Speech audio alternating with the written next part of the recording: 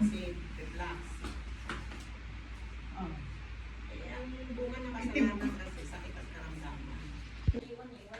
Welcome back to me sa Purple House. Let's go, let's go. Up, up. Wow. Hi guys! Ito na ulit ang aking mga pictures. So dadagdagan ko na siya. Ayan, ito na yung purple room. Sobrang init dito.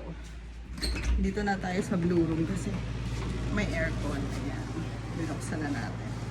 So, ayun, medyo, oh my gosh. Sila Ma'am Shen at Hammer. Wala, bakit hindi nakababa ito? Bintana. Oh. Baka nakakita ka ng something here. Ano, ang dilim.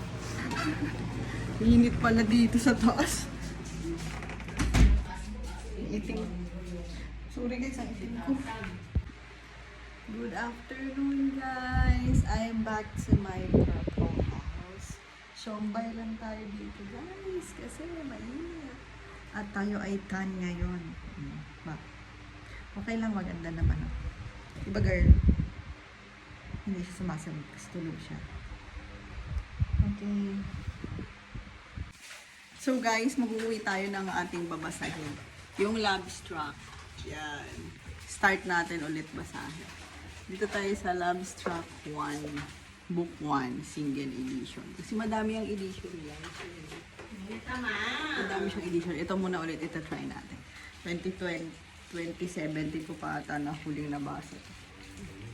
Yun guys, iba't ibang klase. Guys, uwian na. Bye, Purple House. Dumaan lang kami dito para bisitahin ang aking bahay. Miss you! Uwian time. Sobrang init dito guys. Sobrang init. Ayan, sobrang init. Ah! Sobrang init. Hi guys! Sleeping time with Ate Beck. Hi girl! Busy siya guys. Ako naman dito sa purple room. Ooh, dito tayo mahiga sa maliit na bed.